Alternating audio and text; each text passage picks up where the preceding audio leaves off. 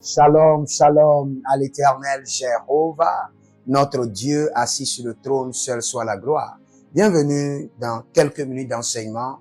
Je suis le prophète Jeremiah Naoum, le conseiller des rois, et j'aimerais vous enseigner rapidement sur les 72 lois de la femme au foyer.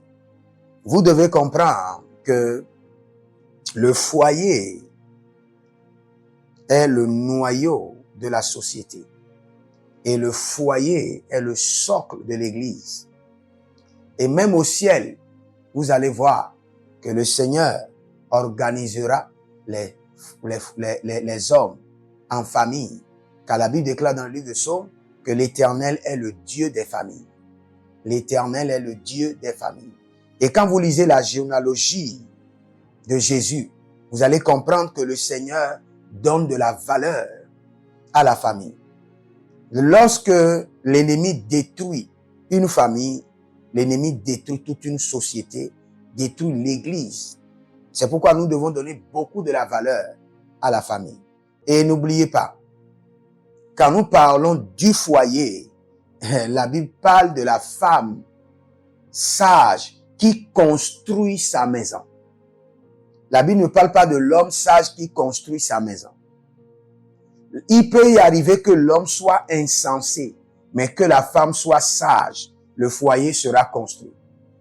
Je répète encore.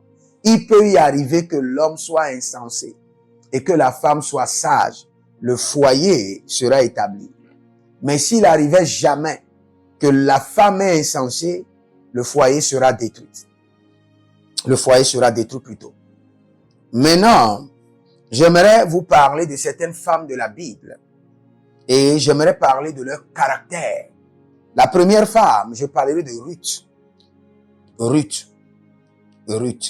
Et dans Ruth chapitre 3, le verset 7, nous pouvons voir clairement certaines qualités de cette femme.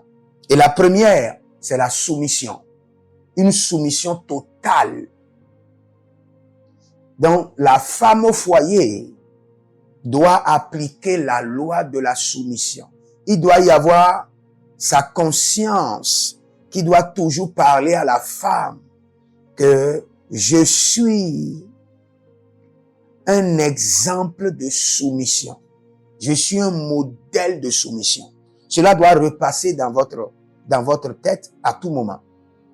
Vous savez, quelle qu'en soit la beauté de la femme, si elle n'est pas soumise, elle est plus vilaine que point d'interrogation. Maintenant, la soumission. Et quand vous lisez la vie de Ruth, je suis toujours dans Ruth chapitre 3, le verset 7, vous allez voir que Ruth a l'esprit de service. Elle était prête à servir Naomi et elle est prête à servir Boaz. Et elle est prête à servir dans le champ de Boaz. Le cœur de service. Et si vous êtes une femme, je vous en prie, ayez ce cœur de service. Vous savez pourquoi la femme prostituée a été accréditée par Jésus? À cause de son esprit de service. Elle n'a pas un bon caractère. La prostitution n'est pas une bonne attitude, mais son esprit de service. Laver les pieds du maître, essuyer avec ses cheveux. C'est un esprit de service. Et quand vous voyez quelqu'un nettoyer les pieds, ça veut dire un niveau élevé de soumission. Et c'est ce que nous voyons avec Ruth. Vous avez vu que Naomi a donné l'instruction à Ruth. Il dit, va te coucher aux pieds de Boaz. Aux pieds. Cela veut dire, je suis prêt à être ta servante, à te servir. Je suis prêt à me soumettre à tes pieds. Je suis prêt à te donner du confort. Je suis prête à te donner du réconfort. Je suis prête à te donner de l'assurance. Je suis prêt à être loyal. Je suis prête à garder tes secrets, discrétion. Ça, ce sont les lois que la femme au foyer doit appliquer. Quand ton mari te parle, ta famille est informée. où ses amis sont informés. Pas de discrétion, pas de loyauté.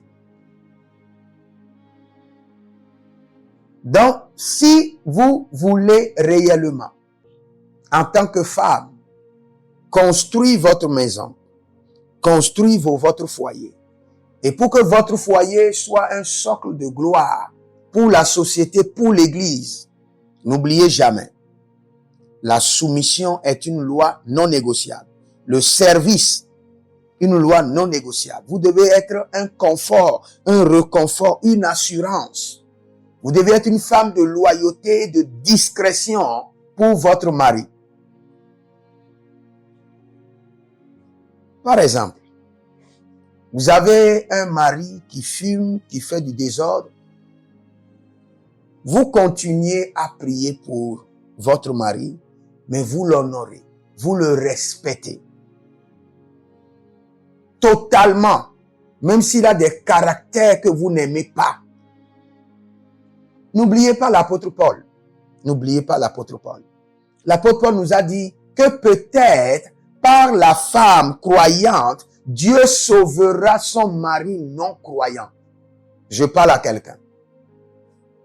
Si quelqu'un vous dit que parce que votre mari est non croyant, vous ne devez pas le respecter, l'honorer. La personne est en train de vous détruire et en train de détruire votre foyer. Même si votre mari est un non-croyant, respectez-le, honorez-le, traitez-le comme un roi, qu'il trouve réconfort, qu'il trouve confort chez vous. Soyez capable de lui donner la chaleur. N'oubliez pas, là où je suis en train de l'enseigner, dans Ruth 3:7, Naomi a donné l'instruction à Ruth. Il dit, couche-toi au pied de Boaz, car il aura besoin de la chaleur. Je ne parle pas seulement du rapport sexuel, non. Je parle de la femme all in one, de la femme tout en un. C'est vrai que ce n'est pas facile, mais vous devez vous cultiver. Vous devez vous rappeler ces lois. Et autre chose que vous devez forcément travailler.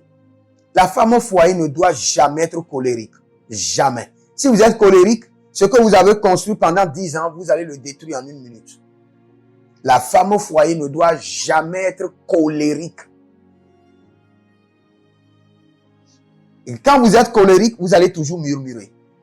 Vous aurez toujours le visage renfogné de mine. Alors qu'il y a beaucoup de visages dehors qui sourient à votre mari. Soyez toujours souriant, même si ce n'est pas convenable. Parce que vous aurez le temps de changer le jeu. Vous aurez le temps de changer le jeu en votre faveur. C'est vrai.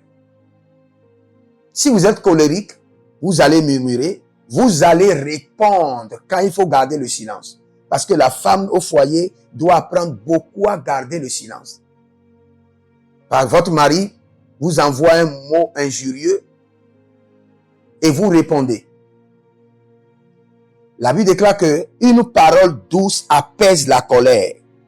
Une parole douce. Et quand une femme n'a pas une parole douce, elle n'a qu'à fermer sa bouche. Quand vous êtes la femme qui veut vraiment rester au foyer, porter la couronne et la gloire du foyer, quand vous n'avez pas une parole douce, fermez votre bouche. Vous savez, je vais expliquer quelque chose aux femmes. Quand nous parlons de l'esprit de la polygamie, quand nous parlons des modèles familiaux où des parents ne sont pas restés au foyer, ce n'est pas le diable qui est venu enlever votre mère du foyer. C'est sa bouche qui l'a enlevée du foyer. Ce n'est pas un démon qui est venu pour amener une femme étrangère dans votre foyer. C'est le caractère que le diable a utilisé. Le véhicule du caractère. Et c'est pourquoi je demande aux femmes au foyer d'aller beaucoup à des séminaires, à des conférences sur le foyer, pour apprendre. Pour apprendre. Ne suivez pas les conseillers. Vous avez un clique de femmes qui vous dit, moi je ne peux pas tolérer ceci. Nous sommes en Afrique et nous avons nos cultures. Et en Afrique, la femme est vraiment un modèle. Et même si vous êtes en Europe, vous devez être un modèle. Vous devez être une femme soumise. La femme africaine n'est pas différente de la femme européenne. La soumission doit être totale partout. Dieu a établi l'homme au-dessus de la femme. Dans le foyer, ils sont les mêmes. Mais dans le règne de l'esprit, Dieu a établi l'homme au-dessus, chef du foyer. Et femme au foyer, vous devez faire du pardon votre mode de vie. Monsieur peut t'offenser à tout moment, matin, midi, soir. Oublie. Il y a beaucoup de femmes qui sont, leur cœur rempli. Tout ce que le monsieur vous a fait depuis des mois, c'est dans votre cœur. Il vous a traité de sorte, il vous a insulté, il a dit ceci, il a grondé par rapport aux enfants, il a grondé. Votre cœur rempli. Vous allez vieillir jeune, vous allez mourir jeune. Libérez-vous, détendez-vous, descendez bien dans votre corps. Mais quand votre cœur est rempli d'amertume et vous n'arrivez pas à pardonner, vous devez aller voir un pasteur. On doit prier pour vous, pour que vous puissiez recevoir l'esprit du pardon. Toute femme qui n'a pas l'esprit du pardon finira par quitter le foyer. Maintenant, je vais vous dire une autre loi, femme. Ignorez les bêtises.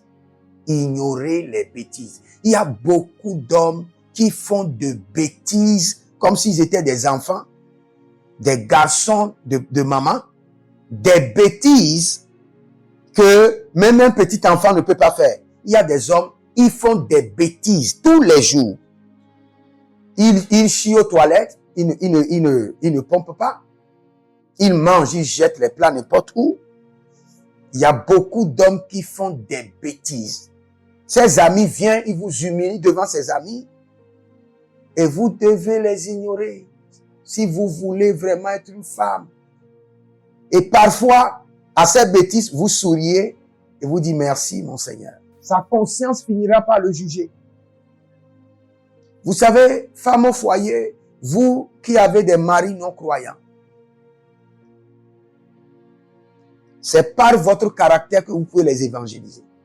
C'est par vos caractères qu'ils peuvent noter votre différence.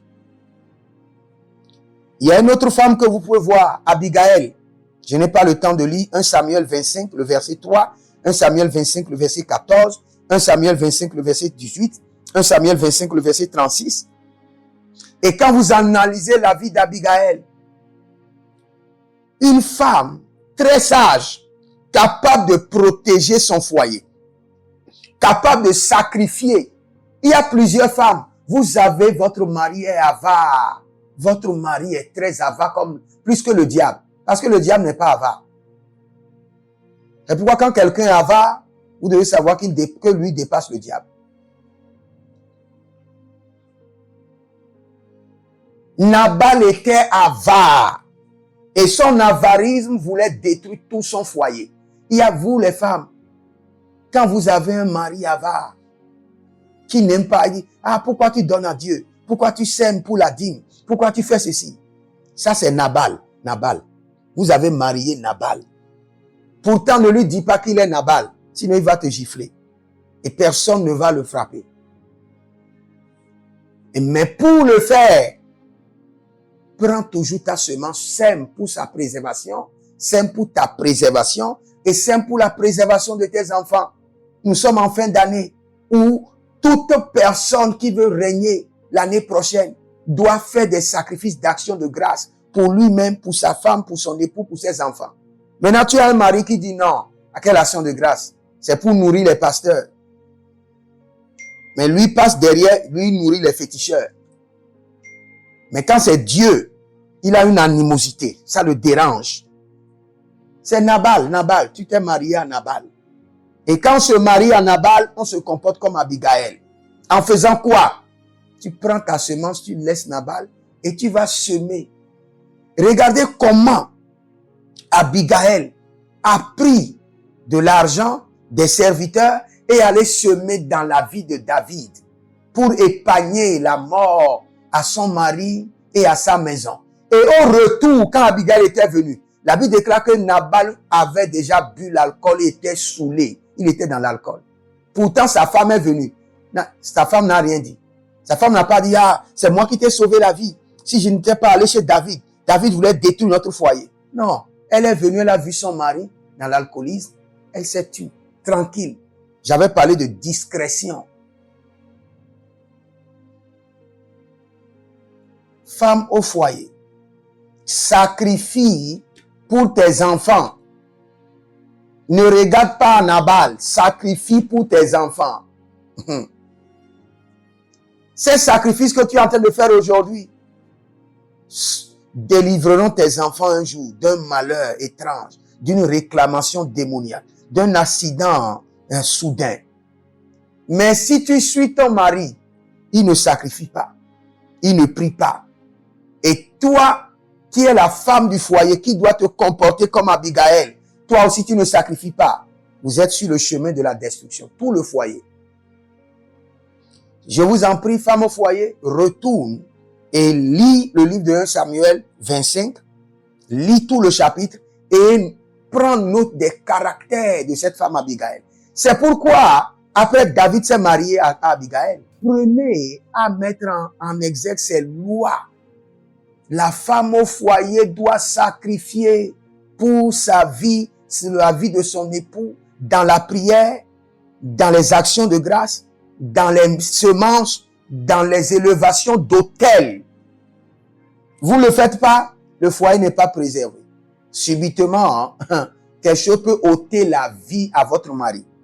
Abigail a sacrifié pour que la vie de son mari ne soit pas ôtée. Et il y a beaucoup de femmes aujourd'hui, le fait d'honorer leur mari, il se trouve qu'ils sont inférieurs. Vous n'êtes pas inférieurs. Votre gloire se trouve dans l'honneur que vous donnez à votre mari. Sarah est-elle inférieure? Non. La Bible déclare dans 1 Pierre 3,6, elle appelait son mari Abraham Seigneur. Qu'est-ce qui t'empêche d'appeler ton mari Seigneur? Il y a des femmes, ils ne se sont jamais agenouillés devant leur mari pour dire, mon Seigneur, prends l'eau, prends la nourriture, je te respecte. Jamais. Ils peuvent s'agenouiller devant leur pasteur, mais devant leur mari, ce caractère est un caractère démoniaque. C'est de l'orgueil. Tu ne peux pas t'agenouiller devant ton mari pour dire, prie pour moi. Même s'il est non-croyant, je le répète, même si ton mari est un non-croyant, tu dois demander sa prière. Tu dois l'honorer. Vous savez ce qu'on appelle l'honneur de l'homme, la couronne de l'homme sur la tête de la femme? Même s'il est non-croyant, il te couvre. Il y a certaines batailles dans le règne de l'esprit qui vient vers toi. En même temps, ta couronne, qui est la présence de ton mari, s'élève avec son ange pour te défendre.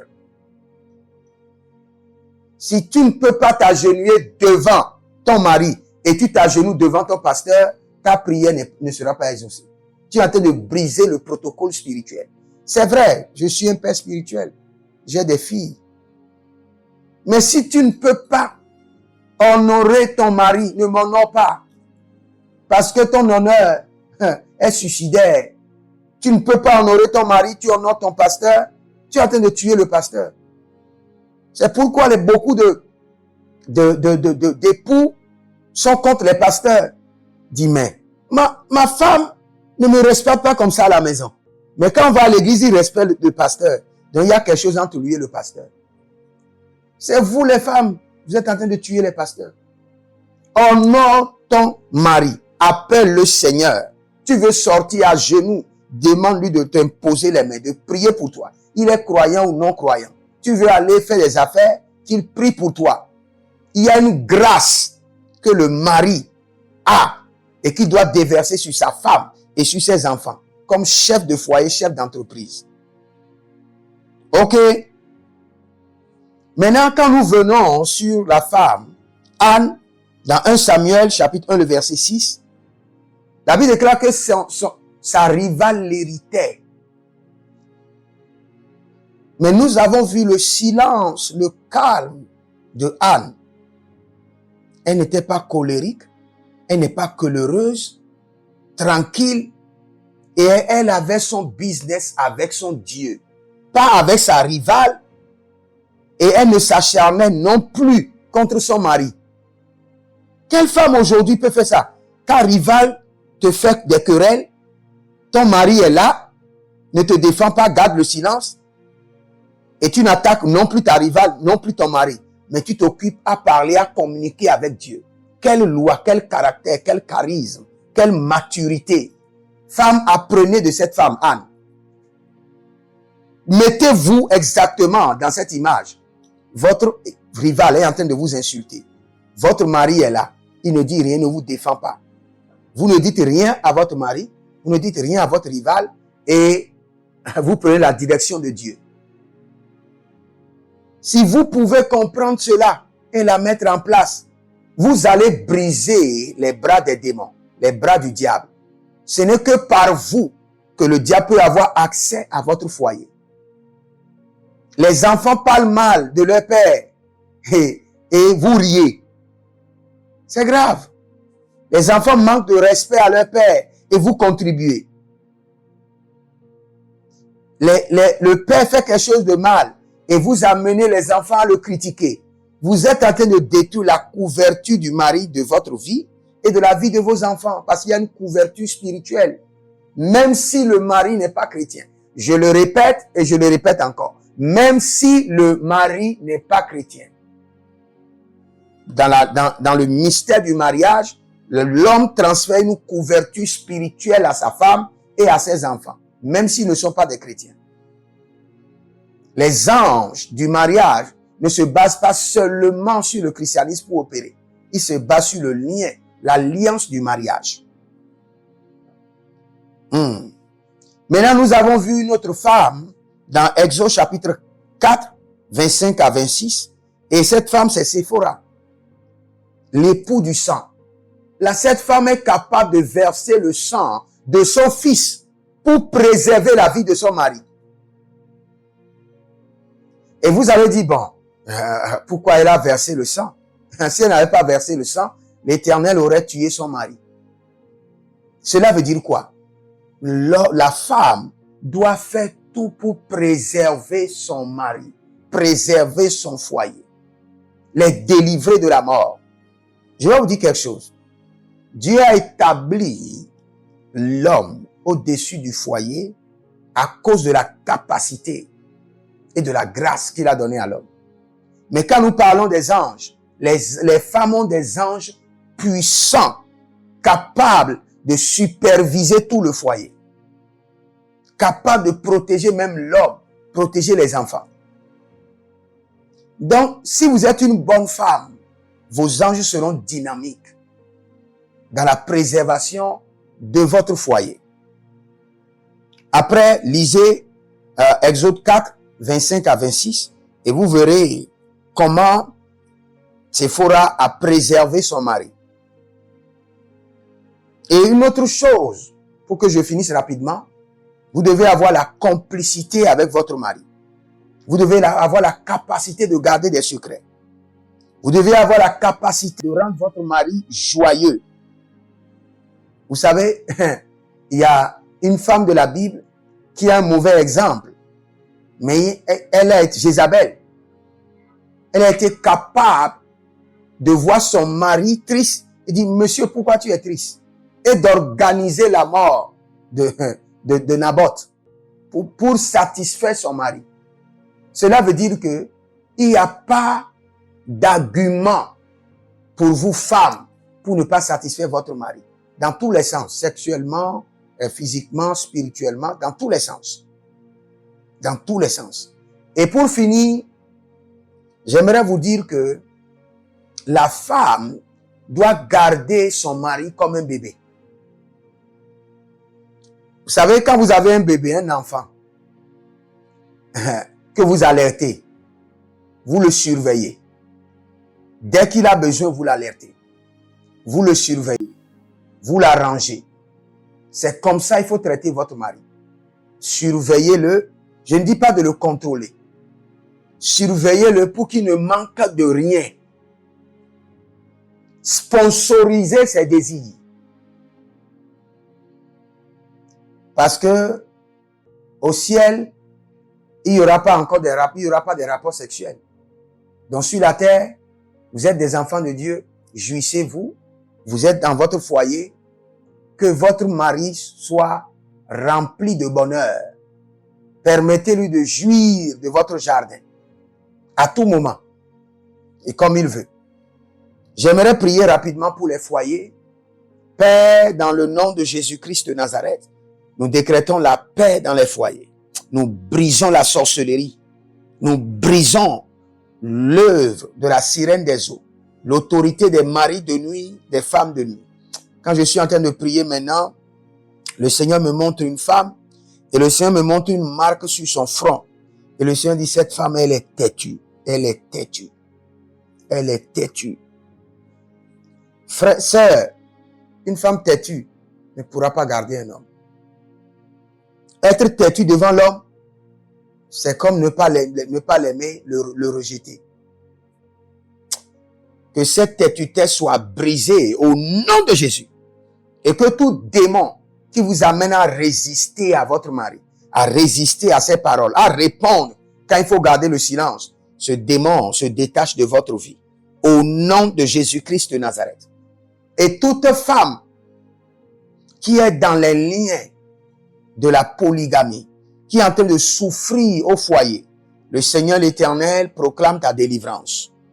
Toute femme qui est en train de faire les efforts, tous les efforts nécessaires pour rendre son homme heureux, son foyer épanoui, le Seigneur l'Éternel vous envoie maintenant la grâce, la puissance, vous équipe, vous donne les moyens, au nom de Jésus.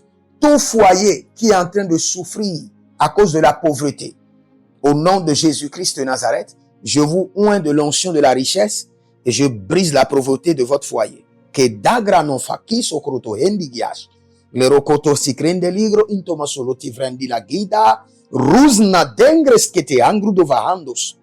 Nous jetons maintenant la main de l'Éternel sur les foyers et j'ordonne restauration. Restauration de bonheur, d'entente, d'union, d'honneur, de dignité, de compréhension, d'amour, de respect au nom de Jésus-Christ de Nazareth. Si vous êtes en ligne, abonnez-vous, likez la vidéo, partagez et vous verrez la gloire de Dieu.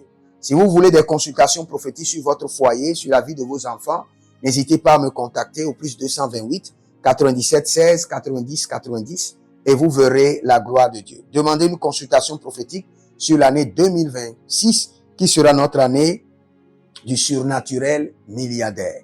Que le Seigneur vous bénisse. Écrivez dans les commentaires, l'Éternel a parlé, l'Éternel a agi. Shalom.